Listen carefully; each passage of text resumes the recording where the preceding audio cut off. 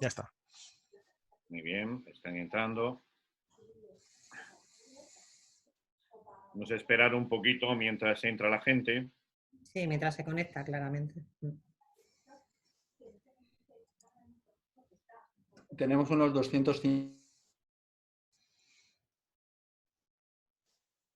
Hoy además era un día de webinars, porque me consta que hay varios webinars a esta misma hora, que son las 18 horas del día 27 de mayo del 2020.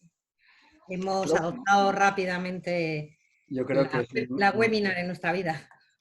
es un número muy, muy digno y demuestra que este tema tiene muchísimo interés, genera mucha inquietud,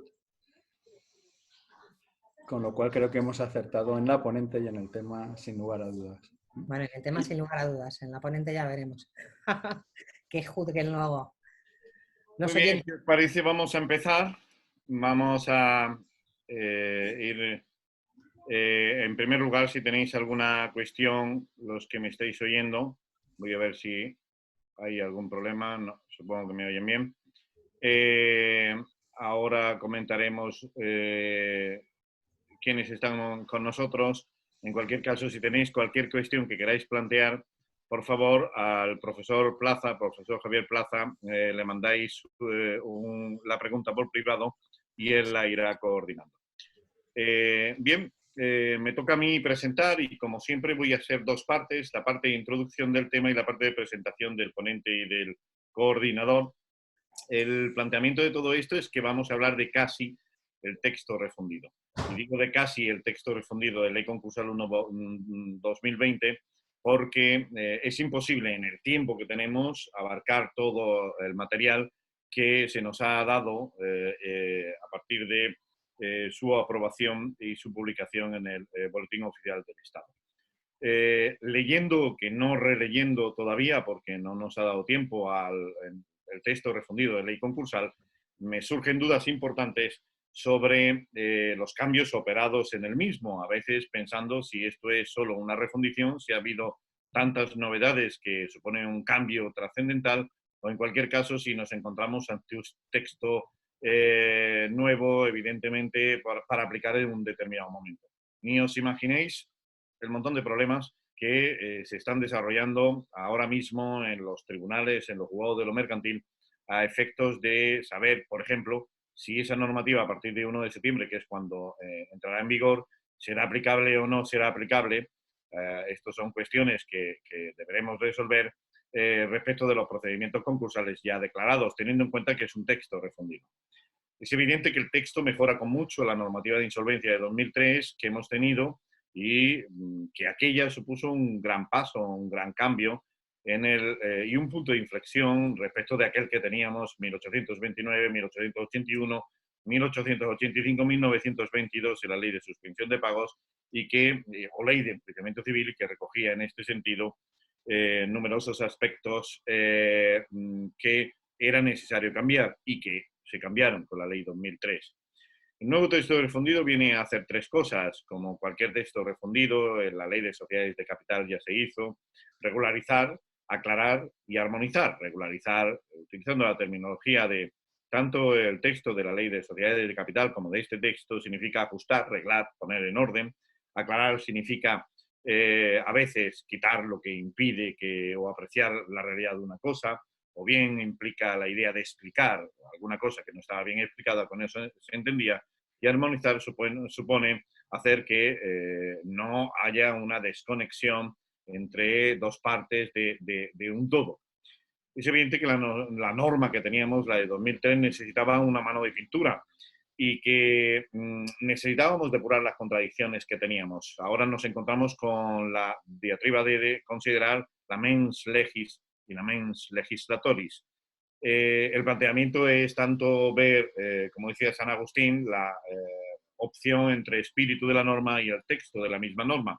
Tendremos que elegir entre el comentario a Aristóteles de Santo Tomás, ir exclusivamente a la letra de la ley, o bien a propio Aristóteles en la retórica en cuanto a ver el pensamiento del legislador. O también considerar, en este sentido, la interpretación que el Tribunal Supremo ha venido dando en muchos preceptos y teniendo en cuenta que esto es no más y no tampoco que un texto refundido. Y a veces tenemos normas que saltan por encima de esa interpretación que no sabemos si se va a mantener o no se va a mantener con el texto que ahora tenemos. Si no teníamos poco, el Real Decreto Ley de 16-2020 establece periodos que se alcanzan incluso hasta 2 años, si tenemos en cuenta la norma, el 31 de diciembre, hasta 1 año y 2 años más en cuanto a determinados efectos para los supuestos de esta extraña época que nos ha tocado vivir y que espero que todos estéis disfrutando de la mejor forma posible, que estéis bien de salud y que no haya muchos problemas. Baste decir que pasamos de poco más de 242 artículos, si contamos los BIS, a 752 artículos, y que viene por ahí una reforma que amenaza de incorporación de la Directiva Europea de Reestructuración y Segunda Oportunidad, que ya publicada en 2019, que nos obligará a reformar numerosos preceptos y a veces incluso a optar si también se va a aplicar a las personas naturales. Por poner 3 ejemplos de esta materia, si por ejemplo el artículo 44.3 recoge que los efectos establecidos en este libro son empresarios las personas naturales que tengan esa condición conforme a la legislación mercantil, lo que excluye, a mi modo de entender y sin perjuicio de mejor interpretación, aquella opción que existía en las audiencias provinciales entre si declarar el concurso de la competencia del juez mercantil en función o del juez de primera instancia en función del origen de la deuda. Parece que ahora lo deja claro y acudiremos a la normativa mercantil para ver si es empresario o no empresario en el momento de la solicitud. Si en ese momento de la solicitud, sin perjuicio de que se pretenda un forum shopping, que también habrá que evitar, pues el planteamiento queda un poco más claro de lo que teníamos. También en el supuesto de la venta de las unidades productivas, que antes teníamos escuetamente regulado, aunque con referencias en el 149, el 146 bis, digo con referencias en convenio y en liquidación a este 146 bis, ahora ya se definen e incluso se reestructura, contradiciendo en este sentido la doctrina del Tribunal Supremo en la Sala de lo Contencioso Administrativo, por ejemplo, la sentencia de 19 de junio de 2019, o la Sala de lo Social, por ejemplo, la sentencia de unificación de doctrinas 752-2018 de 27 de febrero de 2018. 21.2 del texto refundido nos viene a decir que el juez del concurso será el único competente para declarar la existencia de la sucesión de empresa. Por lo tanto, marcando un perímetro que hasta ahora no teníamos. En este supuesto, por poner un tercer ejemplo y último, el párrafo segundo del artículo 327 recoge la posibilidad de conversión de créditos en acciones, participaciones y otros, si bien para los créditos laborales se exige el consentimiento individual de los titulares de esos créditos. Esto supone una ampliación de los supuestos en la medida en que esto no se recogía o no exactamente se recogía en el marco de las mayorías exigidas en los artículos 124 y 134 de la ley concurso. Bien, de estas tengo, y lo voy a asomar por aquí, un tocho lleno de novedades del texto refundido 1/2020. Para comentar algunos de esos aspectos, tenemos hoy una ponente excepcional, no porque es amiga, sino además porque colaboramos en multitud de ocasiones, pero en cualquier caso porque su valía está fuera de toda duda. Ana Belén Campuzano Laguillo es catedrática de Derecho Mercantil de la Universidad de San Pablo CEU, coordinadora del programa de doctorado en Derecho y Economía CEU, Escuela Internacional de Doctorado, socia y directora académica de Dictum Abogados, vicepresidenta de la Junta Directiva de la Asociación Española de Derecho de Insolvencia EDIN, directora del Congreso Español de Derecho de Insolvencia, miembro del Consejo Académico de la Fundación para la Innovación Financiera y Económica y Digital, y muchos más. Pero no es solo eso, sino su capacidad reproductiva, valga la expresión, a efectos literarios, es increíble. Podemos decir, de hecho me enorgullece decirlo, que estamos ante verdadera doctrina, aunque a ella no le guste que la cite con esta palabra. Por su lado, para coordinar todo esto y como coanfitrión o anfitrión de toda la fiesta, tenemos al catedrático de Derecho Civil de la Universidad de Valencia, Javier Plaza, que ha tenido a bien soportar todo el trabajo duro. No voy a repetir tu currículum hoy porque ya lo dije, pero en principio sí presentarte como es debido, entendiendo además que no es solo que esté trabajando en mostrarnos todos estos nuevos cambios legislativos y nuevas ideas que tenemos, sino que además está empeñado en este esfuerzo que yo le agradezco y además creo que es muy importante en esta época, precisamente en esta época, podría haber sido antes, podría haber sido después, pero en esta época en la que estamos confinados y que además todavía tengamos ganas de salir a luchar y decir, pues vamos a continuar por el sistema educativo.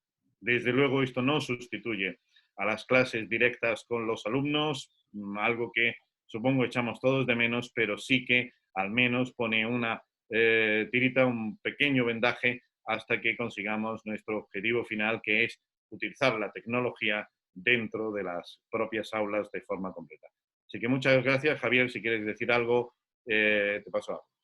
Pues muchas gracias, buenas tardes a todos. Para mí es un placer contar con la presencia de la catedrática Ana Belén Campuzano, todo un lujo para este webinar y para la cátedra Jorge Muñoz de Transparencia, Segunda Oportunidad y Derecho Concursal, en lo que es su segundo webinar. Y bueno, pues para mí Ana Belén Campuzano más que una catedrática de Derecho Mercantil, es una amiga, fundamentalmente una amiga, y por eso pues le agradezco doblemente su disponibilidad para dar esta ponencia. Nos une los vínculos con el Anuario de Derecho Concursal y con tantas y tantas publicaciones, pero yo estoy convencido de que ella es la persona idónea para, bueno, en este tiempo breve, tratar de sintetizar y seleccionar las principales novedades y luego dar respuesta a las diversas preguntas que vayan formulando las personas que están conectadas al webinar, que ya son 150, y que irán subiendo a lo largo del mismo. Pues nada, Ana Belén, un placer, insisto, tener tu presencia, y yo creo que lo oportuno ya es que bueno, pues nos ilustres sobre esas principales novedades del texto refundido de ley concursal. Gracias, Javier. Gracias, Enrique.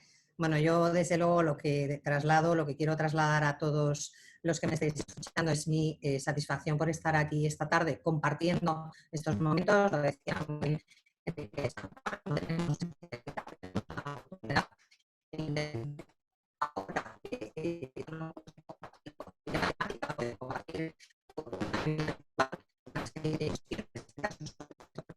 concursal.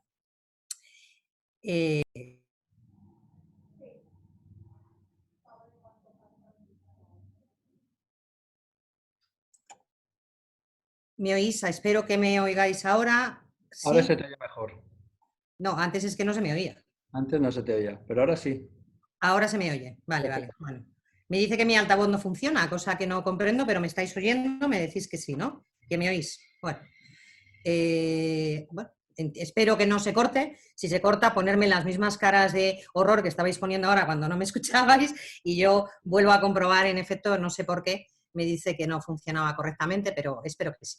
Bueno, estaba diciendo que para mí es todo un placer y un honor estar aquí esta tarde compartiendo con todos vosotros algunas cuestiones sobre el texto refundido de la ley concursal. Lo han dicho las dos personas que me han precedido en el uso de la palabra. No solamente hablamos, en este caso, en esas dos personas de compañeros, sino de amigos. Hemos compartido y compartimos muchas publicaciones, también muchas reflexiones intelectuales y, por lo tanto, como decía, para mí también es un placer estar con ellos compartiendo aquí esta tarde estos minutos, sobre todo porque yo, desde luego, no tengo todas las respuestas. A mí, desde luego, sí que me ha dado tiempo a releer el texto. Llevo bastantes, me vais a permitir, años trabajando en esta propuesta de texto refundido, pero aún así todavía reconozco la dificultad de ser capaces de leer todo lo que lleva el texto refundido, no solo por la cantidad de artículos, sino sobre todo por, lo ha dicho muy bien también Enrique San Juan, las novedades.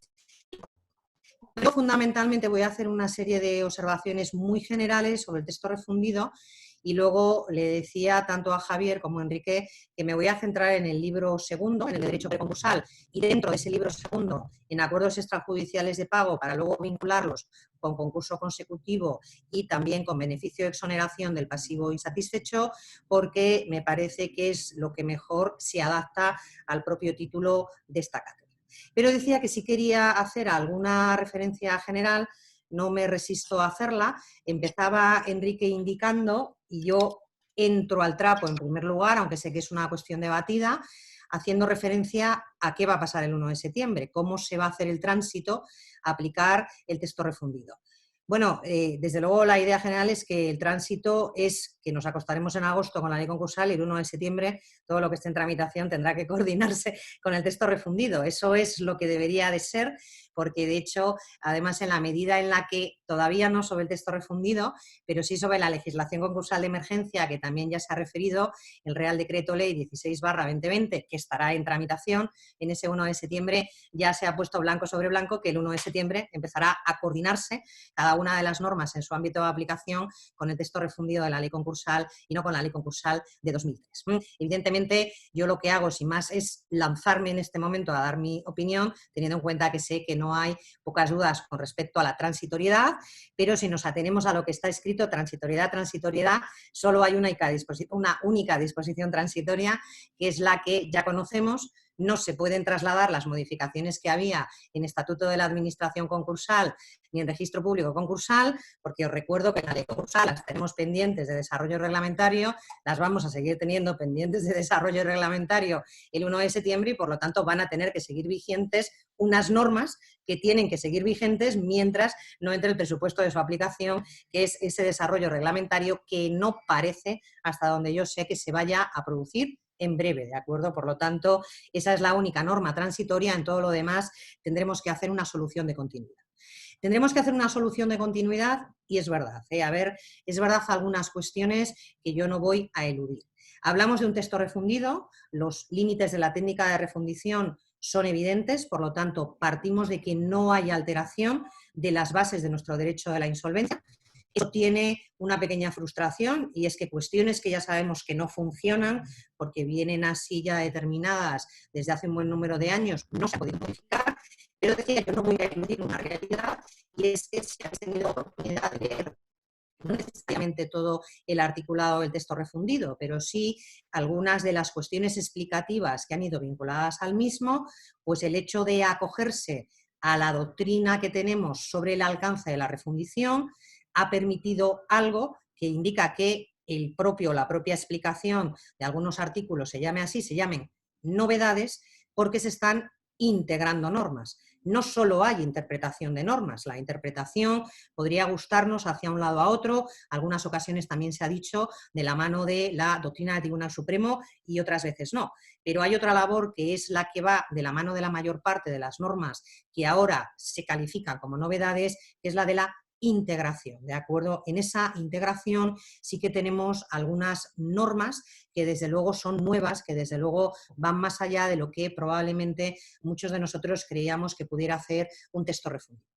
Bueno, el texto refundido, aquí exclusivamente lo digo con carácter muy general, ya lo sabemos todos, tiene 752 artículos, no hemos mejorado en la tramitación, os recuerdo que 751, o sea que tenemos uno más, la cuestión no ha modificado en nada, ni siquiera ha aligerado el número de artículos, pero sobre todo quizá más allá del número de artículos, que reconozco la dificultad porque ahora hay que ir buscando las correspondencias entre la ley concursal de 2003 y el texto refundido, pero más allá, como digo, de lo que son estrictamente hablando esas dificultades en el número de artículos, me parece más interesante ver la sistemática que ha adoptado el texto refundido. Tenemos 3 libros, desde luego el más extenso es el libro primero, el del concurso a acreedores. Yo en ese libro primero no entro, es imposible, es un libro amplísimo, la sistemática se altera absolutamente de forma completa en muchísimos puntos, algunos son evidentemente creo que muy razonables y además muy elogiables, entran todas las normas de enajenación de masa activa, entra un tratamiento de unidad productiva, se delimitan competencias del juez del concurso, es decir, hay todo un tratamiento mucho más sistemático, mucho más ordenado y además mucho más concentrado en la fase concursal. Pero evidentemente estamos hablando de 500 y pico artículos y por lo tanto algunas cuestiones de detalle y otras no solo de detalle, porque no solamente se habla de cambios sistemáticos, sino que se habla también de cambios en la literalidad y aclaración de las redacciones, que es donde suelen venir la mayor parte de las cuestiones que ahora nos pueden plantear dudas. ¿Hay un libro tercero? que dejo. Yo creo que el libro tercero nos vamos casi todos a dejarlo un poco aparcado, porque aunque es verdad que se incluye aquí porque había que cambiar el reglamento sobre procedimientos, el reglamento europeo sobre procedimientos de insolvencia, ya teníamos el de 2015, incluso aunque ya se haya cambiado esa referencia al reglamento de 2015, los cambios en ese libro tercero son menores. Es mucho más fácil seguir la normativa que hay ahora en la ley concursal con la que se incluye en el texto refundido. Y me quedo en medio con el libro que, sin lugar a dudas, por cuestiones no solamente prácticas, sino también incluso de propia formación, plantea más dudas, que es el libro segundo de Derecho Preconcursal.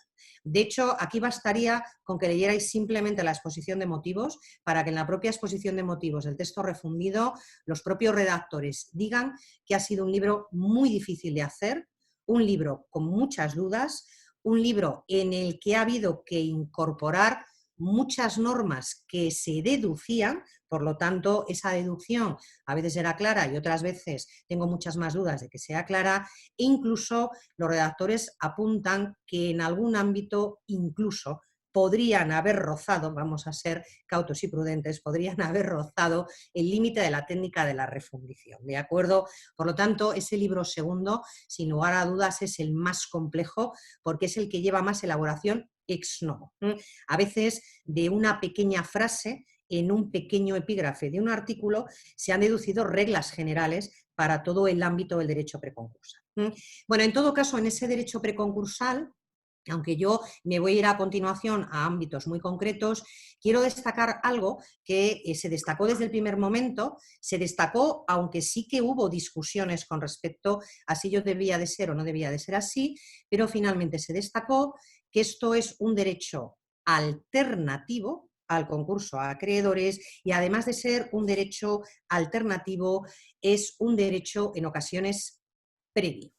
Y por lo tanto, cuando estamos hablando de ese derecho preconcursal, alternativo y previo, había en ese momento una decantación que se entendió que era la decantación que propiciaba y que propicia la actual ley concursal, de que estos instrumentos, vamos a hablar de instrumentos, de procedimientos o de expedientes, no pueden desde el punto de vista jurídico, que no desde el punto de vista de su eficacia o de su idoneidad, no pueden utilizarse si el concurso ya está declarado. ¿De acuerdo? Por lo tanto, hubo una decantación expresa porque, en efecto, llegó a haber un auto de un juzgado de lo mercantil que, en efecto, recurrió a uno de estos expedientes o a uno de estos procedimientos dentro del concurso a acreedores, ¿de acuerdo? Por lo tanto, había una duda en ese momento que obtuvo en algunas ocasiones algún aplauso y en algunas otras ocasiones alguna diatriba, pero la duda estaba perfectamente planteada con respecto a si, evidentemente, nuestra legislación sostenía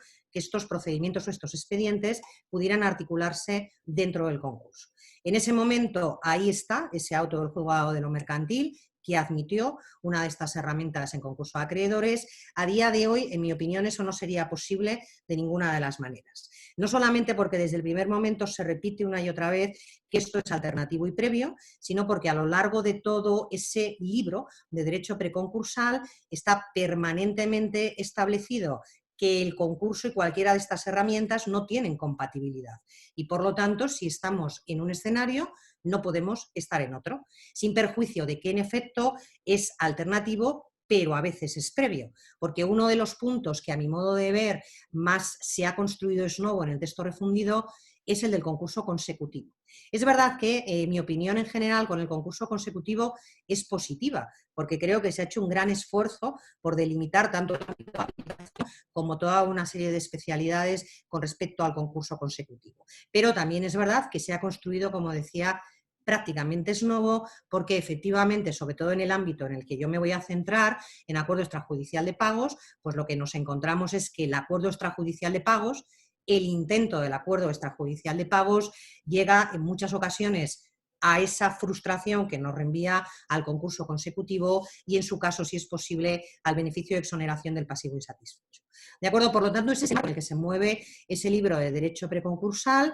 Ese libro de derecho preconcursal se ha construido con una parte específica de comunicación de inicio de las negociaciones en las que hay también un esfuerzo importante sistematizador en cuanto a cómo se formulan y sobre todo en cuanto a los efectos de las mismas, y luego a partir de ahí se tratan acuerdos de refinanciación, acuerdos extrajudiciales de pago y concurso consecutivo. El concurso consecutivo viene a ser la consecuencia de la que derivaría tanto el fracaso del acuerdo de refinanciación como del acuerdo extrajudicial de pagos, aunque el camino del fracaso en uno y otro sea distinto desde el punto de vista que tenemos toda una serie de normas para el incumplimiento del acuerdo de refinanciación y lo que pueden hacer luego los acreedores, y otro camino para lo que debe de hacer el mediador concursal cuando en efecto no se logra ese acuerdo o ese acuerdo llegado un momento no se cumple, ¿de acuerdo?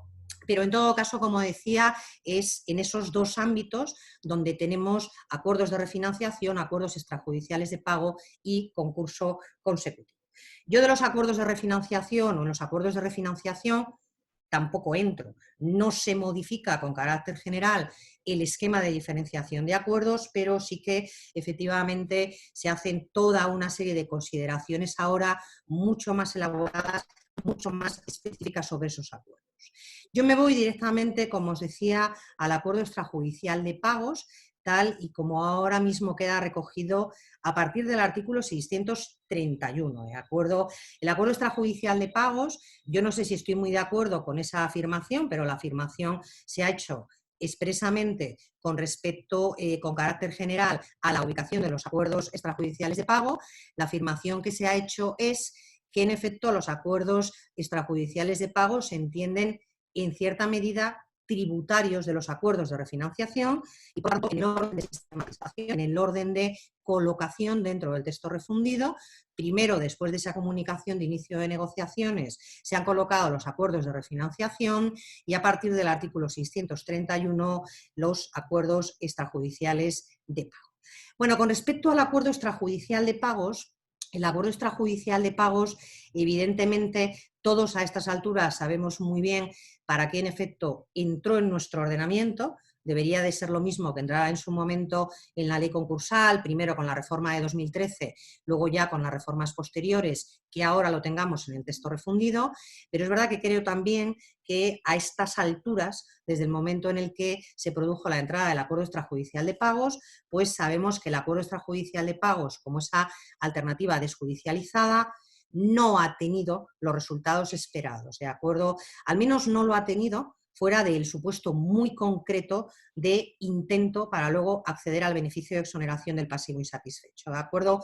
Las cifras, al menos de utilización de los acuerdos extrajudiciales de pago con respecto a las personas jurídicas, son todavía muy bajas, son minoría, lo cual evidentemente indica que los acuerdos extrajudiciales de pago desde luego no han llegado. Ojalá fuera posible que sí llegaran, espero que sea a través de la directiva, no sé, tengo muchas dudas de que lo consiga el texto refundido, pero bueno, en todo caso, ojalá lleguen a ser o a convertirse en esa alternativa desjudicializada para esos supuestos de insolvencia en los que concurren unos determinados presupuestos o unos determinados requisitos.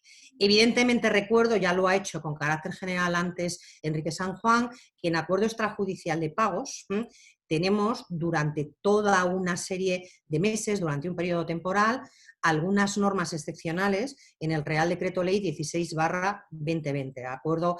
Tenemos alguna norma con carácter general para la posible modificación de los acuerdos extrajudiciales de pago que estuvieran en periodo de cumplimiento cuando se declaró el estado de alarma.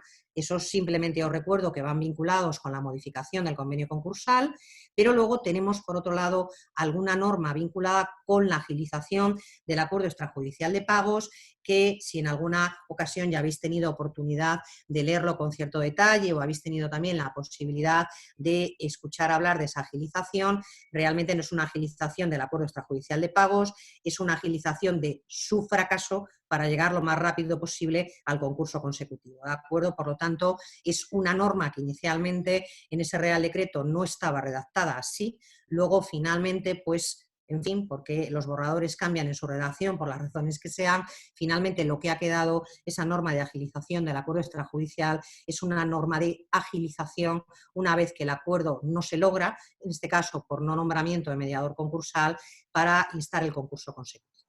Bueno, decía, fuera de esas normas temporales y excepcionales, ahí dentro de lo que es ahora el título referido al acuerdo extrajudicial de pagos, bueno, pues se mantiene claramente la misma deriva que tenía nuestra introducción o nuestra incorporación de estos expedientes, en este caso del acuerdo extrajudicial de pagos, desde el primer momento, ¿de acuerdo? Nosotros no estamos ahora mismo hablando de un expediente o de un procedimiento para situaciones preconcursales, para situaciones de preinsolvencia únicamente hablando, si es que unimos preinsolvencia con nuestra idea de insolvencia inminente, sino que nosotros tenemos ahora mismo un acuerdo extrajudicial de pagos, evidentemente vamos a seguir teniéndolo, que puede también referirse como una alternativa pura en situación de insolvencia actual.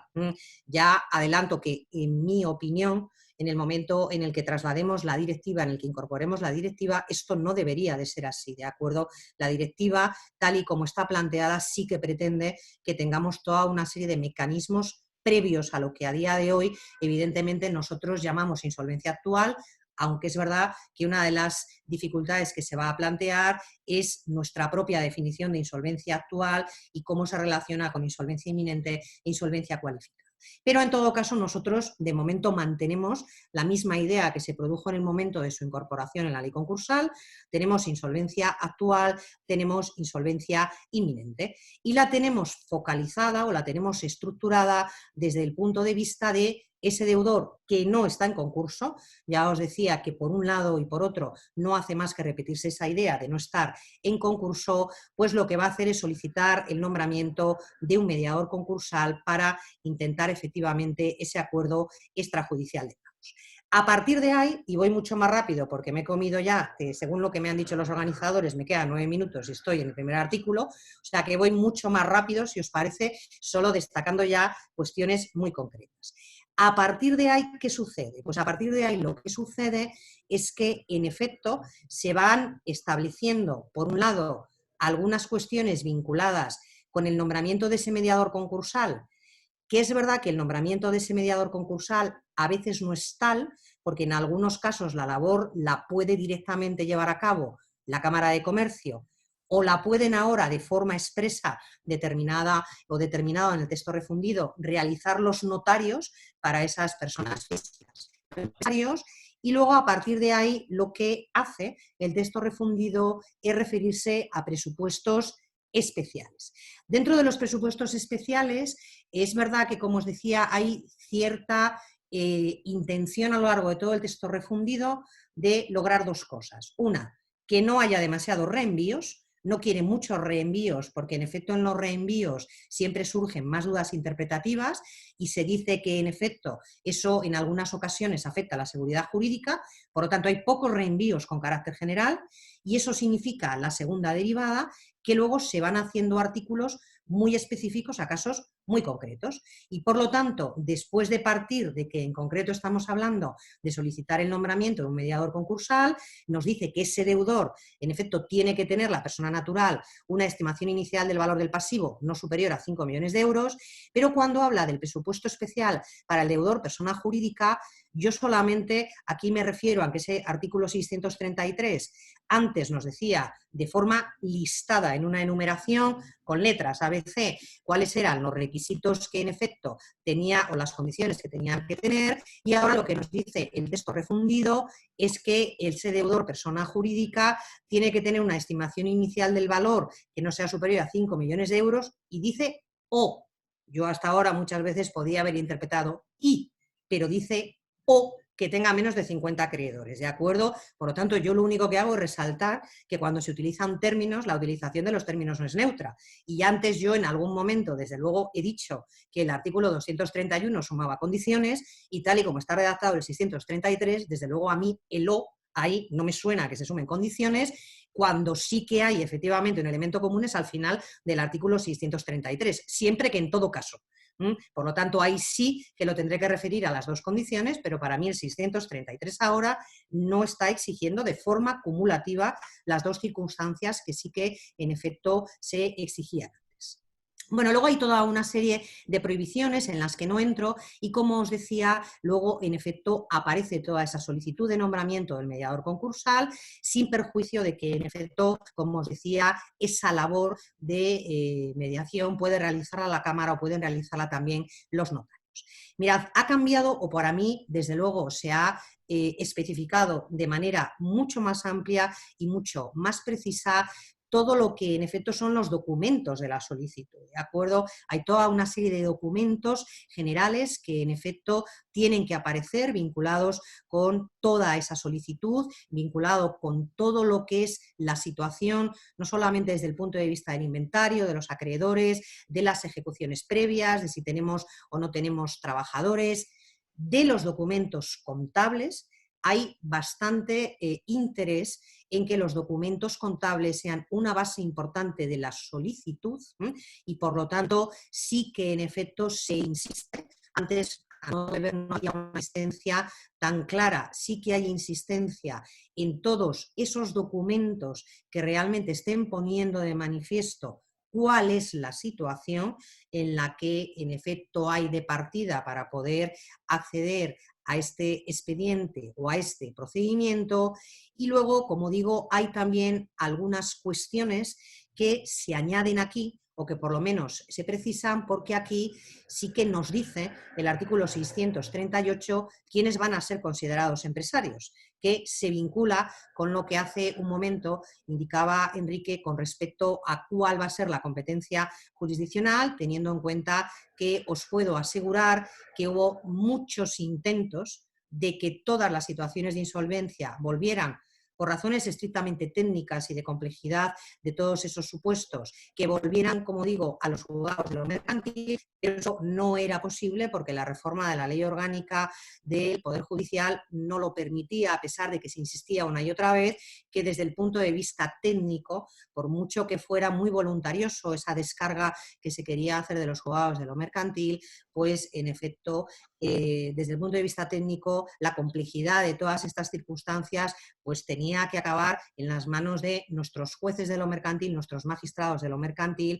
que para eso no solamente son especialistas, sino que lo son mucho más desde que tienen un profundo conocimiento y han dictado una doctrina muy importante en todos estos años en el ámbito de la insolvencia. Evidentemente, como en muchos otros casos, ahora me referiré muy rápidamente a uno que no nos gusta a ningún acreedor público. Uno puede decir muchas cosas, pero si a uno no lo escuchan, lógicamente la consecuencia no se va a producir, y en este caso pues tenemos o seguimos teniendo esos concursos de personas físicas no empresario en los juzgados de instancia. Bueno, a partir de ahí tenemos, como os digo, todas esas cuestiones ahora precisadas. Tener en cuenta que algunas de las reglas que ahora son generales en cuanto a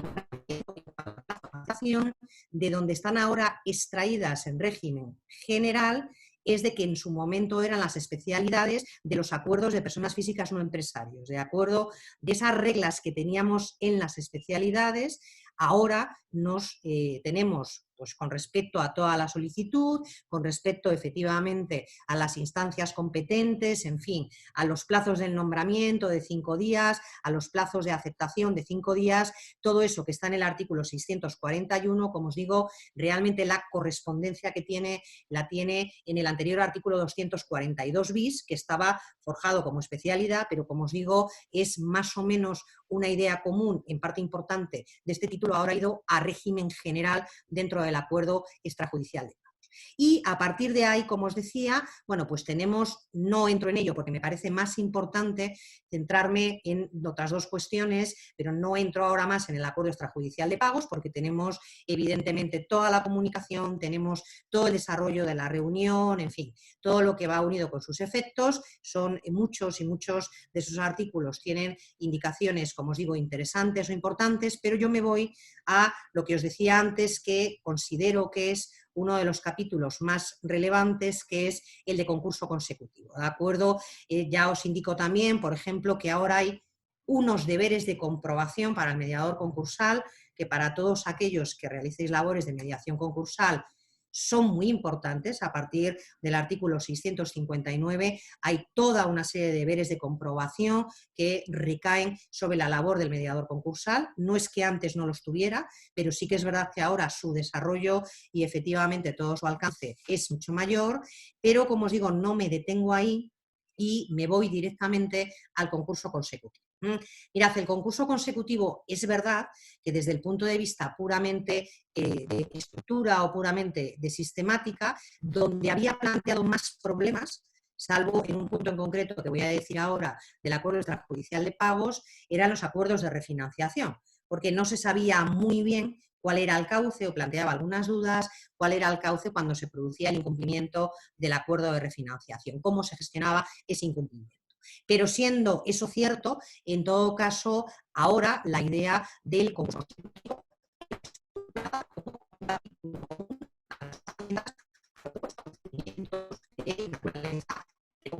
Se es te verdad va, que se te va un momento. A ver, ahora, ahora, sí. ahora, bueno, no sé si es verdad que me dice que tengo un problema con el altavoz, pero yo no he hecho nada con el altavoz, por lo Es tanto... para que bebas agua. Ah, es para que beba agua. No, no, si no es de la voz, es del altavoz. Bueno, a mí me dice que mi altavoz no funciona, pero yo veo mi altavoz y mi altavoz dice que funciona. Esperemos. ¿Ahora se vuelve a oír bien? Sí, sí, estupendo. Vale. Bueno, decía, me voy al ámbito del concurso consecutivo porque ya os adelantaba antes que este, sin lugar a dudas, es uno de los capítulos, es uno de los ámbitos en los que hay más construcción ex novo, partiendo efectivamente de que parte de las preocupaciones venían de la refinanciación, no de los acuerdos extrajudiciales. Pero en todo caso, intentando en efecto construir, que parecía lo lógico y parecía lo razonable, intentando construir que el fracaso o el que no se haya logrado el objetivo por una de estas herramientas preconcursales tuviera más o menos un destino común, pues lo que se hace es irse a la idea común del concurso consecutivo, como bien comparte ahora con nosotros en pantalla Enrique, las especialidades del concurso consecutivo que aparecen a partir del artículo 695. Lo que se hace en el concurso consecutivo es establecer una parte en la que se determina qué es concurso consecutivo, cuáles son las situaciones en las que en efecto vamos a entender que se va a producir ese concurso consecutivo, y aquí, si vemos todos los supuestos que recoge ahora el artículo 695, pues lo que sucede es que hay una sistematización mucho más específica, mucho más al detalle de los supuestos que teníamos antes de concurso consecutivo, ¿de acuerdo? De manera que ahora mismo tenemos en principio todas esas situaciones, anulación, incumplimiento, el no haber podido lograrlo, el que no se hayan podido seguir las negociaciones, todos esos supuestos van ahora efectivamente al ámbito del concurso consecutivo. Se dicta también una regla de competencia para declarar el concurso consecutivo y también con carácter general hay una idea de que si en ese concurso consecutivo se entró por una comunicación, se tenga también en cuenta la fecha en la que se había producido la comunicación, bueno, pues para tener con carácter general siempre, no es lo más técnico posible, pero tener siempre una preferencia hacia lo que sería un concurso voluntario sobre un concurso necesario, en la fecha en la que entró la comunicación de negociaciones con respecto a la posterior declaración del concurso consecutivo. Bueno, tenemos una delimitación que, como os digo, se hace con ese objetivo claro de delimitar cuáles son las situaciones que conducen a ese concurso. Y luego lo que se hace es trazar algunas especialidades en materia de acciones de reintegración, teniendo en cuenta también que en las materias de acciones de reintegración, esto primero se hace en el libro primero y aquí solo hay especialidades, quedan diferenciadas las de reintegración concursal puras, por así decirlo, con el resto de acciones de impugnación, y también hay algunas cuestiones en materia de rescisión concursal con respecto a la legitimación, de acuerdo a quienes pueden plantearlas. Y hay también, con carácter general, una especialidad común en materia de calificación del concurso. En materia de calificación del concurso, en el artículo 700, yo, más que al artículo 700, que también tiene sus cuestiones vinculadas con la parte de presunciones de culpabilidad, me voy a ir al artículo 702. Pero me voy al artículo 702 porque el artículo 702 es el que tiene las especialidades en materia de condena a la cobertura del déficit. El régimen general, si no me falla la memoria, está en el 456 del texto refundido, creo recordar.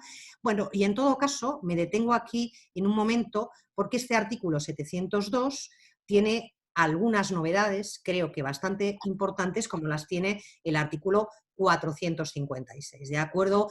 Tanto en este, que vendría a ser las especialidades colgando de ese régimen general de cobertura del déficit concursal, desde luego ahí ya una absoluta apuesta. No había ya muchas dudas, pero por si acaso había alguna duda, hay una absoluta apuesta porque esta es una responsabilidad resarcitoria, como en todo caso ya se había ido estableciendo en las diferentes resoluciones generales que tenemos. Enrique me marca directores generales, que efectivamente también lo tengo en cuenta, pero aparte de eso, hay también una decantación claramente. Aquí está colocado estas especialidades, porque del régimen general han salido los socios que no apoyan esos acuerdos son socios que no han apoyado los acuerdos o de refinanciación o no han apoyado los extrajudiciales de pago y tienen que estar aquí en concurso consecutivo, pero también en el régimen general se dice que esta responsabilidad puede ser solidaria o no. Por lo tanto, aquí ya también se determina algo que había alguna duda, aunque ya las resoluciones judiciales habían avanzado acerca de ello, y en efecto se introducen las dos cuestiones que una de ellas para mí tiene menos dudas que otra. La primera es la primera que nos resaltaba Enrique: se sustituye a apoderados generales por directores generales. Y desde luego apoderado general no es lo mismo que director general, ¿de acuerdo? Es, creo, evidente que pretendían restringir el ámbito, porque el término general estaba dando toda una serie de dificultades muy, muy importantes con respecto a lo que es la doctrina mercantil sobre los apoderados generales. Pero es verdad que yo tengo muchas dudas de que esto no exceda la técnica de la refundición, ¿de acuerdo? Si tenemos que ser precisos, y esto sí que en efecto es así, si tenemos que ser precisos, porque hay que serlo, con los términos para aportar seguridad jurídica, pues creo que no es tan fácil sustituir a apoderado general por director general.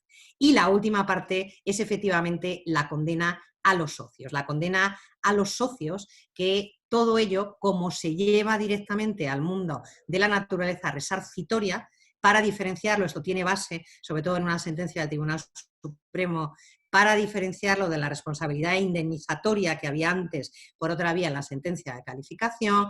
Bueno, pues aquí ahora todo se vincula con carácter general con el grado de contribución en la agravación de la insolvencia. ¿De acuerdo? Bueno, y 3 minutos, porque ya me he pasado 6 de lo que me habían dado.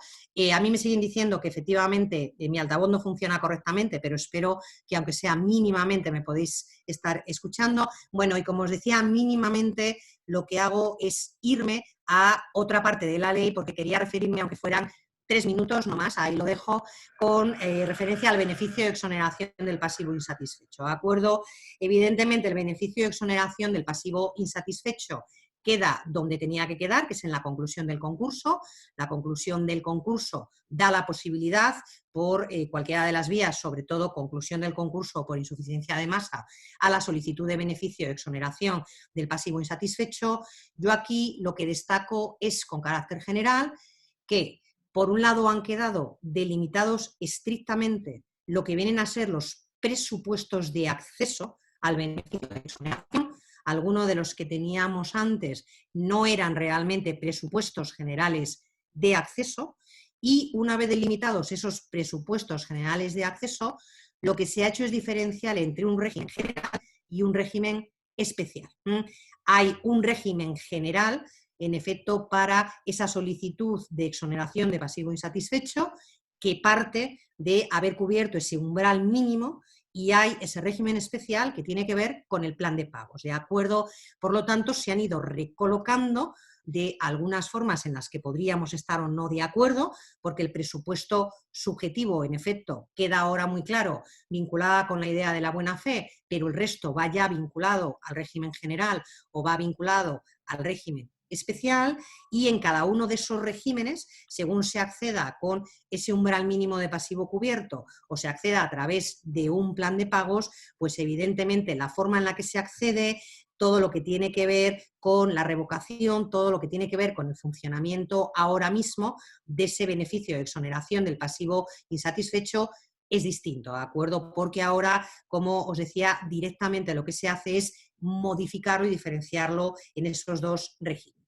Y sí, acabo, y ahora sí que acabo ya de verdad, acabo diciendo que en efecto, a mi modo de ver, a mi modo de entender, se ha dicho ya también en algunos otros foros por personas que han estudiado de forma muy específica este punto, ahora mismo se cambia de forma importante el tratamiento del crédito público y del acreedor público en este ámbito y evidentemente se cambia no para lo que muchos de nosotros creemos, que debería de ser que el crédito público, el acreedor público, jugara con unas reglas lo más parecidas posibles al resto de los créditos o de los acreedores, sino para dejarlos en todas partes fuera y además ahora es una regla que se repite en muchos artículos, ni los créditos de derecho público entran, ni los acreedores de derecho público que han afectado y, como decía, además ahora sin diferenciar, porque se habla de créditos sin indicar nada acerca con carácter general de su calificación.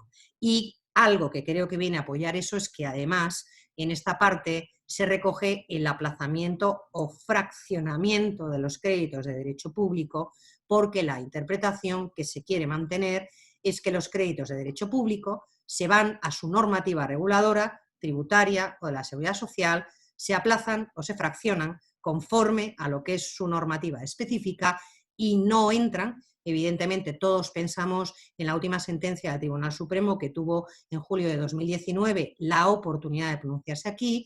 Ahora mismo, esto sí que es pues algo para mí imposible de prever, habría que ver si esa jurisprudencia puede mantenerse.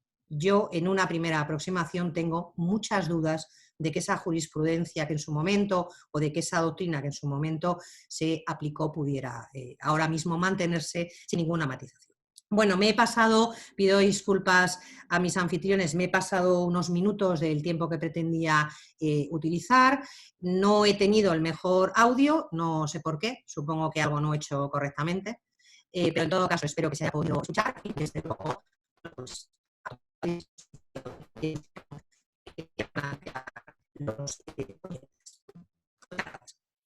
Pues muchas gracias, Belén. Se ha oído fundamentalmente todo lo que has dicho. En algún momento puntual era cuando se perdía el sonido, a lo mejor tiene que ver algo con la red wifi puntual, porque no sé por qué, pero sí que se ha oído toda tu ponencia de una forma clara. Y además has contestado a una de las preguntas que más demanda tenía, que era esta de cómo quedaba la jurisprudencia del Tribunal Supremo tras esta modificación del beneficio de exoneración del pasivo insatisfecho. Entonces, bueno, voy a pasar a formular una serie de preguntas que tengo por aquí. Preguntan sobre la condición de ser mediador concursal. Si puede ser alguien que sea conocido, cómo va a ser con el texto refundido. Y bueno, y el papel que tiene el notario, los notarios de autoproclamarse mediadores. Bueno, pues esto. La pregunta sería, ¿puede proponerse directamente un mediador que sea conocido o realmente va a quedar al albur de lo que decida notarios, Cámara de Comercio, sabiendo que, bueno, que tiene que ser elegido de entre las personas que están en el listado de mediadores concursales del Ministerio de Justicia? No sé si me oís, os he perdido ahora. Vale, bueno, ¿ahora me escucháis? Sí. Vale.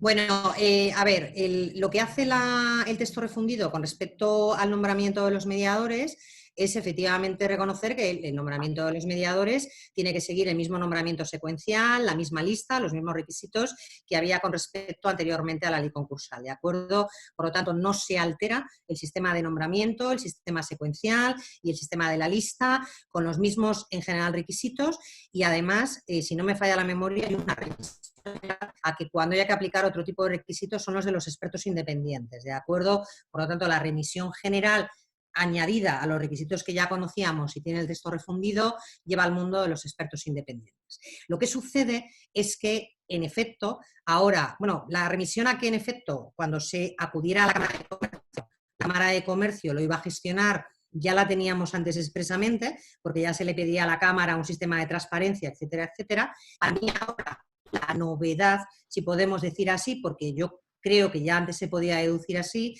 pero la novedad es que el notario puede directamente asumir esa labor de mediación, salvo que se ponga el deudor. Lo que dice directamente el texto refundido es que, en efecto, sí que cuando se acude al notario. El notario puede decidir aceptar directamente esa labor de mediación, pero le da lugar a la posición del deudor para que no sea el notario el que la lleve a cabo. Todo lo demás en ese ámbito no varía. Todo lo demás, nombramientos, etcétera, queda exactamente igual que como estaba hasta ahora. Lo que hay más precisión, a mi modo de ver, porque antes estaba en el 242 bis y ahora está en régimen general, pues es que hay que nombrar mediador en 5 días, que hay que aceptar en 5 días, es decir, ahora, digamos por así decirlo, lo que queda más preciso son los tiempos y la tramitación y el procedimiento, que antes estaba en especialidades de concurso, en especialidades de persona física no empresario, y ahora hay normas generales para esos nombramientos y ese plazo de aceptación de la mediación cuando se nombre mediador en 5 días. El resto no cambia, igual, lista, secuencial. En relación a esto, perdona que te cortes, Javier, el 642 ya no exige ser administrador concursal. Dice, de la lista confeccionada por el registro de mediadores, pero ahí es necesario, para estar en la lista por el reglamento, es necesario tener los 5 años. Pero porque es necesario para conformar la lista. Efectivamente. No porque haya cambiado el sistema. Y efectivamente. Y la retribución, Ana, esto existe esta incompatibilidad. ¿Recuerdas en la redacción anterior aquello de no cobrará más de lo que cobre para el caso de que sea nombrado administrador? Eso sigue igual, ¿eh? Eso se mantiene, sí, sí. Eso se mantiene. Sí, eso se mantiene. Es decir... En la redacción del 645... Es el 709, ¿no? El mediador concursal no podía percibir por el ejercicio del cargo más retribución de la que hubiera sido fijada en el expediente de mediación extrajudicial. Vale, lo que hace es limitarlo en pero no me lo limita en el primero. Es decir, yo puedo fijar más como mediador. ¿Tú puedes fijar más retribución?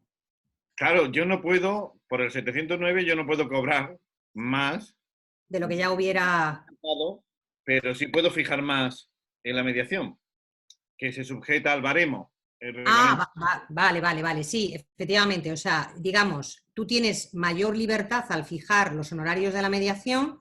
Lo que sucede es que cuando saltas a concurso consecutivo, si el mediador se convierte en administrador concursal, la norma relativa a esa, a mi modo de ver, injustificada, a mí esa norma nunca he terminado de entenderla, pero bueno, esa sanción de que no se retribuirá más se mantiene, ¿de acuerdo? Porque a mi modo de ver solo puede ser una sanción. No comprendo por qué el mediador va a tener la culpa de llegar al concurso, porque, vamos, en lo que yo conozco, desde luego casi ningún mediador tiene la culpa de que se llegue a un concurso consecutivo. Pero en efecto tienes más libertad arriba. En el nombramiento del mediador, en la retribución hay más libertad, porque como todo está absolutamente pendiente, pues en ese reenvío hay más libertad para la fijación de los honorarios, sí. Preguntan por aquí si no hay un poquito corporativismo, ¿no? Que se autodesigna mediador y que el registrador mercantil es para ejercer labores de mediación o A ver, el registrador mercantil no puede hacerlo. Y para el registrador... Sí, para el registrador mercantil esta norma no se aplica. Yo creo que aquí no hay una norma de corporativismo pura. Voy a decir por qué. Porque uno de los problemas que tenemos en los concursos de persona física no empresario es la no aceptación de mediadores con cierto grado de razón, porque en efecto la situación económica en la que a veces llegan es extrema y por lo tanto el mediador se enfrenta a una situación muy compleja y hay, digamos, una cierta apertura que en esos supuestos, eso es lo que se quiere, otra cosa es luego cómo funcione, que en esos supuestos el propio notario, los propios notarios que tienen impulsadas instituciones de mediación, pudieran intervenir en la mediación de esas personas físicas no empresarios. Pero de verdad, más allá del corporativismo, creo que subyace esa idea de el no conseguir lograr mediador concursal, lo sabemos en estos últimos tiempos, ha sido un problema importante, ha sido un problema importante de todo, de entendimiento para llegar al concurso consecutivo, de aplicación en BEPI, en beneficio de exoneración, y aquí más que nada había un intento, evidentemente, por esa idea, más allá de que comprendo que en efecto los notarios desde el primer momento, pero ya desde el año 2013, manifestaron expresamente su interés en estas labores de mediación y por lo tanto, bueno, su interés se lleva al último extremo si además ellos pueden hacer esa labor que no puede hacer el registrador mercantil. Solamente lo puede hacer el notario si no se opone el deudor, ¿eh? El deudor puede oponerse. Efectivamente, ahora recuerdo el 103 bis de la ley hipotecaria. Prohíbe expresamente la conciliación del registrador de la propiedad mercantil de bienes muebles en materia de mediación concursal. Y una de las preguntas que también tenía ya con carácter previo, y la voy a ligar con la retribución del mediador, es que está pendiente de desarrollo en el propio texto refundido, pues bueno, tanto lo que es la retribución del mediador concursal, como incluso, bueno, el propio estatuto del administrador concursal y los aranceles del administrador concursal. Y la responsabilidad de los notarios, también dice que ya se reglamentariamente. Hay un montón de cosas, reglamentariamente pendientes. Vale, pues yo voy a preguntar por el tema reglamentos, que son muy importantes para complementar y para que tenga éxito la ley concursal. ¿Qué podemos apuntar? ¿Están en ello? ¿Serán breve? Administradores concursales, mediadores concursales estarán esperando ese desarrollo reglamentario.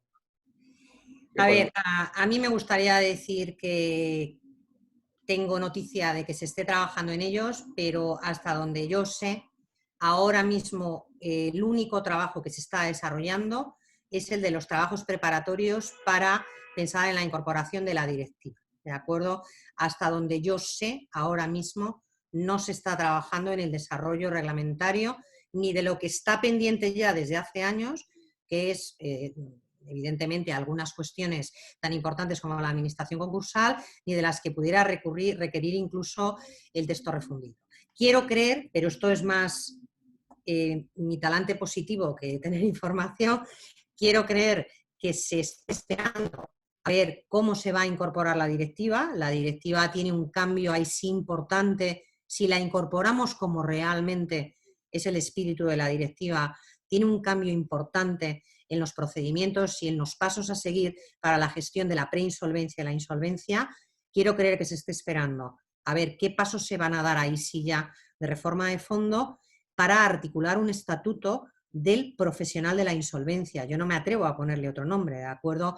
Pero creo que a día de hoy un profesional, desde luego todos los que yo conozco, y estoy segura que prácticamente todos, está tan en disposición de llevar un concurso como de llevar un preconcurso, o sea, en cualquiera de las alternativas que tengamos. Y creo que realmente la gestión correcta de la profesión de gestor de esa insolvencia debe de abrir todas las opciones, aunque todas las opciones puedan requerir alguna particularidad. No digo que llevar, lo mismo que no es lo mismo llevar un concurso pequeño que uno grande, a lo mejor hay que tener un requisito adicional o X para llevar A más B, pero creo que un estatuto de verdad que fuera de la mano de la directiva tiene que contemplar la posibilidad de que los profesionales intervengan en todos los procedimientos que en efecto se gestionen o por lo menos que esté previsto que puedan intervenir, porque la directiva lo contempla, ¿de acuerdo? La directiva tiene también esas opciones y deberíamos ya de solventar, para mi modo de ver, deberíamos solventar esta cuestión, pues hombre, que me parece que ya tantos años transcurridos, pues no debería de mantenerse así, ¿no? Creo yo. Y preguntan, al hilo de esto, de cómo se calculan pues ahora los honorarios del mediador concursal a la espera de este desarrollo reglamentario, cómo se fijan en el momento inicial, la cuantificación de los mismos. Se fijan con los aranceles que tenemos previstos y con las normas que tenía de fijación cuando se introduce la figura del acuerdo extrajudicial de pagos, la propia ley concursal. Hay unos criterios de fijación mientras todo se desarrolla y seguimos exactamente igual, o sea, ahí no hay ninguna modificación. Lo que tenemos es, si encuentro el artículo, os digo exactamente el artículo que está dedicado a retribución, hay un artículo dedicado a retribución de la administración concursal, perdón, del mediador concursal. Bueno, si quieres, vete haciéndome otra pregunta y lo voy buscando. Si hay alguna cuestión más, Javier. La pregunta es la siguiente. El artículo 703 ha previsto que para el experto independiente que ha participado en un acuerdo de refinanciación, luego no pueda proseguir como administrador concursal en el caso de que hubiese un concurso consecutivo. Sin embargo, la persona que hubiera actuado como mediador en un acuerdo extrajudicial de pagos sí que normalmente es nombrado administrador concursal. Y esto teniendo en cuenta que normalmente en la resolución amistosa de controversias quien ha hecho de mediador pues no es ético que sea luego árbitro, ¿no? Por el tema de la confidencialidad, que claro, cambiaría también con el concurso de consecutivo, no sé. ¿Cómo lo valoras? Y especialmente preguntaban en el caso del notario. El notario que se ha autoadjudicado el acuerdo extrajudicial de pago y el mediador y luego seguiría siendo administrador concursal. No, hombre, no podría ser el notario administrador concursal. A ver, no solamente aquí hay una decantación clara, porque de hecho, incluso cuando el mediador pasa luego a convertirse en administrador concursal, expresamente se levanta el deber de confidencialidad o se habla de ese deber de confidencialidad, como si eso dependiera de que lo pusiéramos en un papel. A mí me parece que eso no depende de que uno lo escriba en un papel, pero en efecto hay un tratamiento absolutamente distinto en el caso de los acuerdos extrajudiciales de pago con respecto al mediador. Mira, la remuneración ahora sí que te respondo. La remuneración está en el artículo 645. Hay una cuantía de retribución que está vinculada con la resolución en la que se nombra efectivamente al mediador y luego pues está en lo que nos pasa siempre. Reglamentariamente se determinarán las reglas para el cálculo de la retribución del mediador concursal y lo que se puede hacer entre tanto, ¿de acuerdo? Evidentemente, esta remuneración del mediador concursal está pensada con carácter general para los que no son notarios. No recuerdo ahora mismo el artículo, pero sé que he leído que los notarios se rigen por las cuestiones relativas a los aranceles de los notarios en algún sitio, igual que tienen una parte referida a la responsabilidad. Esta es una norma para, o sea, realmente lo que hace la ley es un poco, o el texto refundido es un poco tramposo. Lo que dice es que tenemos varias formas de nombrar mediador concursal y entonces su fórmula de retribución está en el 645. Lo que pasa que dice que es que el notario puede él mismo, no le llama mediador, puede decir que el notario puede él mismo llevar las negociaciones. Realmente un notario lo que hace es darle la posibilidad de que gestione él mismo las negociaciones, aunque realmente no le da el propio estatuto de mediador concursal. Y por lo tanto luego es cuando queda sujeto al ámbito de las cuestiones vinculadas, lógicamente, con la profesión notarial. No puede quedar vinculada con la profesión de mediador concursal. Entonces, lo que le hace es abrir la posibilidad, para mí únicamente, de que no se nombre mediador, de que el notario se considere, igual que se ha abierto en otros ámbitos, sobre todo los civilistas, lo sabéis bien, que desarrollen otro tipo de actuaciones que antes estaban vinculadas con otro tipo de operadores, ahora mismo, sin llamarle mediador, va a realizar labores de intermediación, ¿de acuerdo? Pero no tiene propiamente estatuto de mediador concursal, sino que puede hacer actuaciones como hace otras, que hasta hace unos meses o unos años podían estar en otros organismos y no se podían desarrollar por los notarios. Vamos ya casi concluyendo. Voy a pedir que si alguien tiene interés en hacer alguna pregunta específica que no se haya formulado, pues que lo haga ahora a través del chat. Y aprovecho para hacer otra pregunta de la que hay mucho interés y es saber qué previsión hay para incorporar la directiva comunitaria. Es decir, que sabemos que habrá una reforma inminente más o menos del texto refundido de la ley concursal. ¿Cómo crees que será esa reforma y cuándo? ¿Cómo, cuándo? ¿Qué podemos avanzar? Vale, lo comentaban ahora en el chat que efectivamente han ido más rápido que yo. Las actuaciones notariales y registrales no devengan retribución, lo dice el artículo 653, ¿de acuerdo? Habla de esas actuaciones notariales o registrales. Bueno, a ver, la previsión. Vamos a ver, evidentemente que el texto refundido se va a modificar, está claro, porque es que lo dice la propia exposición de motivos, que, hombre, puede producirse un desastre y que entremos, como en épocas no tan lejanas, a no ser capaces de respetar los plazos de transposición de las directivas, pero ya conocemos las consecuencias posteriores. O sea, yo espero que esa alternativa directamente ni la valoren. Por lo tanto, que estemos cómo se va a transponer la directiva. Yo aquí directamente os doy mi opinión. En mi opinión, si cuando llegue el mes de septiembre, octubre, las circunstancias en las que nos vamos a ver inmersos, que son circunstancias que evidentemente sabemos, van a durar una serie de meses y van a tener un impacto. Pero si las circunstancias son razonablemente continuables, o sea, se pueden efectivamente gestionar dentro de un mínimo, yo creo que la directiva no estará incorporada antes de la primavera del 21, ¿de acuerdo? Que se hará de una forma que es lo correcto y lo que debería de ser, de una forma sosegada, tramitándola, como debe tramitarse, sea por la vía que sea, pero tramitándose de una manera ordenada, porque después de lo que nos ha costado y nos va a costar,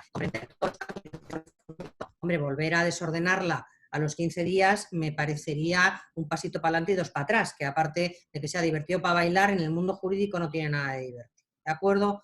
Pero también es verdad que creo que si las cosas en ese periodo no han dado los resultados o no han funcionado, tenemos el riesgo de que el texto refundido pudiera cambiarse por algún real decreto ley. Espero que no sea así. Espero que esa posibilidad, que es una posibilidad que en estos años anteriores hemos conocido, que eso no se produzca y no desordenemos lo que tanto esfuerzo les ha llevado a los redactores ordenar y tanto esfuerzo a todos los demás operadores nos está costando ahora pues realmente volver a gestionar. Pero si yo no dijera que en algún momento no he pensado, como creo que todos, que si las cosas, bueno, pues hay dificultades muy específicas, porque tengamos un plan de colectivos, pues yo espero que no, pero esa posibilidad siempre está ahí. Esa es mi opinión. Bien, pues a ver, en el chat ahora aparece, bueno, que parece que ha habido una modificación, a ver si lo puedo rescatar aquí.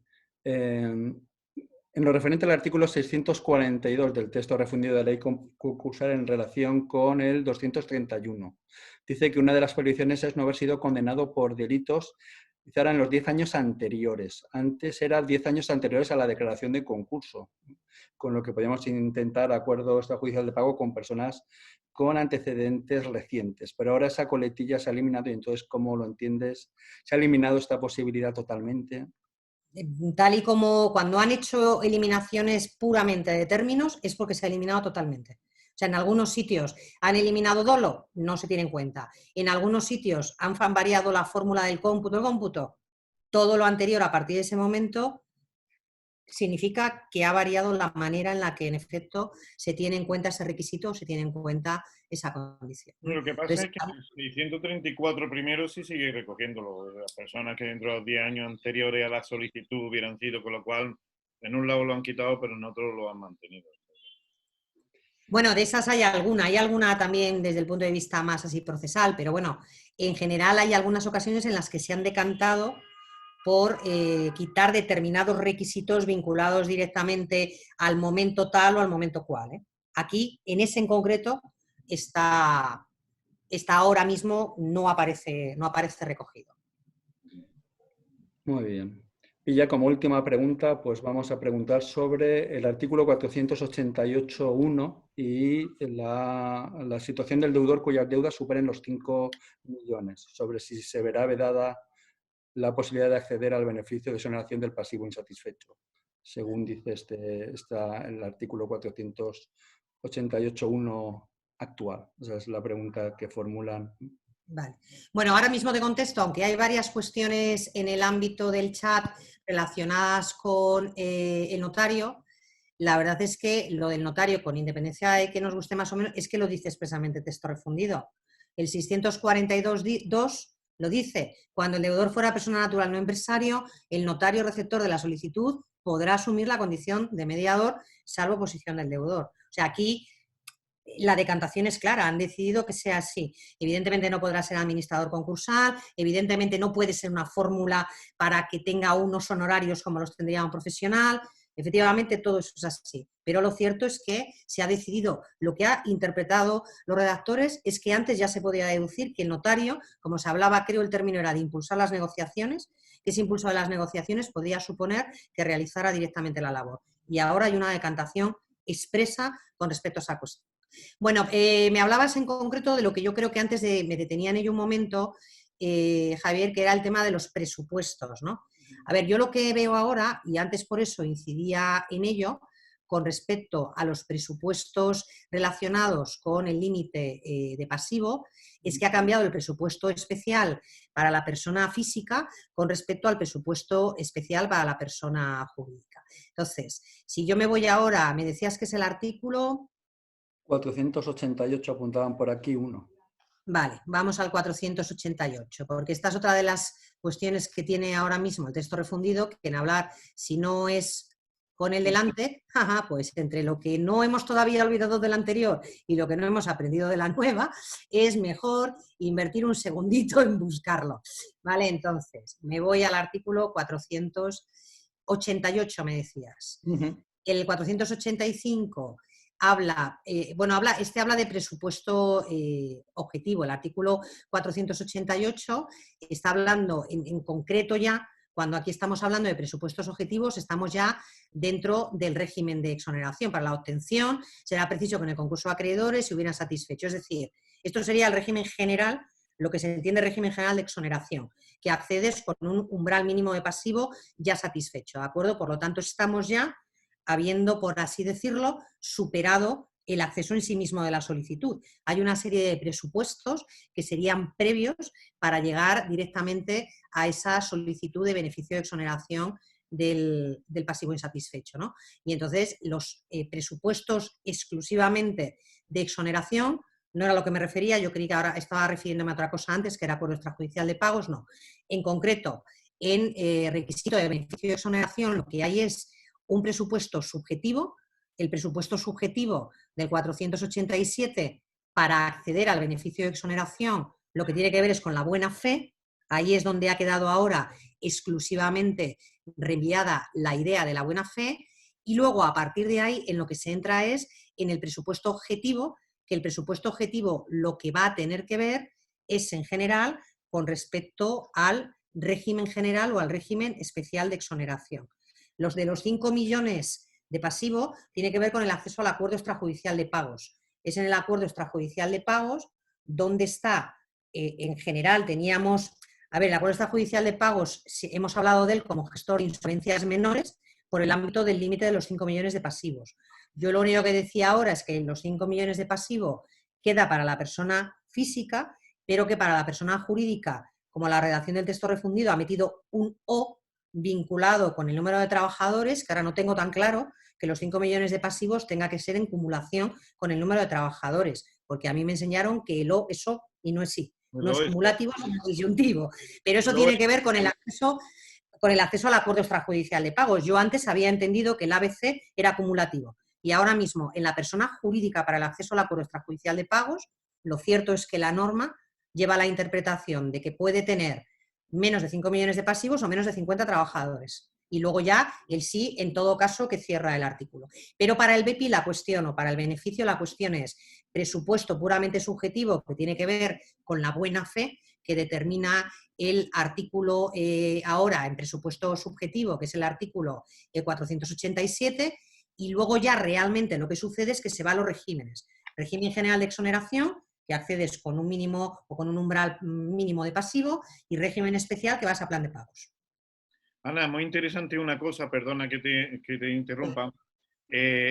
Has señalado, ahora la buena fe queda solo para el régimen general, ¿no? A ver, la buena fe, según lo que era la idea con carácter general, debería de haber quedado para los dos. Pero ahora es verdad que la buena fe ha quedado un poco rara. Porque claro, cuando tú realmente entras específicamente aquí y entras al régimen general, el presupuesto subjetivo cuelga del régimen general. Entonces, muy interesante. Claro, a ver, eso es lo que yo entiendo, porque lo que viene a ser el presupuesto puramente objetivo de acceso es solo el 486, que tienes que haber acabado el concurso. Tiene que haber concluido el concurso para que tú puedas, en el momento procesal oportuno, que tiene que ver en ese momento de oposición, que anda por ahí en otra norma, tú puedas solicitar el beneficio de exoneración. Y luego, a continuación, cuelgan el régimen general. Y en el régimen general es donde meten el presupuesto subjetivo. Yo creo que lo querían para los dos, pero lo han metido donde lo han metido. Está metido en el régimen general. De hecho, el 489.4 te permite cambiar. Si no puedo cumplir con estos, me voy al otro, que es lo que el Tribunal Supremo también ha permitido, ¿no? Es muy interesante porque esto de catalogar la buena fe con requisitos predeterminados resulta curioso al derecho civil, sí. Bueno, no, claro, y además yo creo que, si no recuerdo mal, también había dentro del artículo 487, ahora en régimen general, alguna referencia en algún momento al dolo que se han llevado por delante, porque había dificultades para, ya entendemos, aunque luego se había dicho que buena fe es lo que decía la ley, pero bueno, en fin. Pero efectivamente, ahora, ámbito de aplicación puro, 486, todo lo demás, Lo han hecho los redactores del texto refundido. Ellos se han llevado a régimen general y ellos se han llevado a régimen especial. Y los presupuestos subjetivos lo han dejado donde lo han dejado, porque además lo han diferenciado especialmente, han ido al régimen especial de exoneración y, de hecho, fijaros lo que dice 493. Aunque el deudor de buena fe no reunirá el presupuesto objetivo, no dice nada del presupuesto subjetivo, bueno, ahí entra el plan de pagos, ya veríamos, es lo único que dice, pero entra directamente en régimen especial. Porque luego además habían tenido la oportunidad, también hay abajo efectos comunes a los dos regímenes, ¿no? Por lo tanto, a ver, esta es mi interpretación y no quiero que se me enfaden los redactores del texto refundido, pero si aquí se ha sistematizado y había idea de seguridad jurídica, idea de que la norma está donde está, uno de los criterios que debemos de seguir es que cada norma se aplica donde está, creo yo. Creo yo. Bueno. Muy. Pues vamos a ir ya concluyendo. Muchas gracias, Ana Belén, por tu participación. Don Enrique San Juan, no sé si quieres añadir, puntualizar. Pues nada, estupendo. Felicitaros por... Además, hay un montón de preguntas ahí que efectivamente saber defenderse contra todo esto es porque lo has releído más de una vez, Ana. Nos tendremos que aprender los artículos nuevamente. Esto ya nos ocurrió en 2000 con la ley de enjuiciamiento civil pero en fin, ¿qué le vamos a hacer? Esta es la vida. Decía un antiguo maestro mío que cuando te cambia mucho un régimen jurídico, el problema no es aprender, el problema es olvidar lo que ya sabías. Ahora tenemos que hacer una especie de reseteo, porque todos evidentemente recordamos lo que era y hay algunos puntos en que reconozco que hay que resetear porque los cambios indican que hay novedades. Sí que las hay. Bien, pues gracias. Pues nada, muchas gracias a vosotros. Pues yo voy a despedir ya el webinar haciéndome eco de que ha habido muchas felicitaciones para tu ponencia, Ana Belén, muchísimas gracias. Y vamos ya a emplazaros para el próximo webinar, donde espero contar de nuevo con la presencia de don Enrique San Juan y donde ya está confirmada también la participación de don Leandro Blanco y trataremos el tema del marco jurídico de la venta de la unidad productiva de conformidad con el nuevo texto refundido de ley concursal. Con lo cual, bueno, pues es el tema ley concursal y vamos a ir poco a poco digiriéndola y recordando esto, que es mucho más difícil desaprender lo que ya se sabe que aprender algo nuevo que no se sabe. Muchísimas gracias, Ana Belén, enhorabuena, gracias a los asistentes y os emplazo a la semana que viene. Muy buenas tardes. Muchas gracias a todos, hasta luego, un placer. Hasta luego.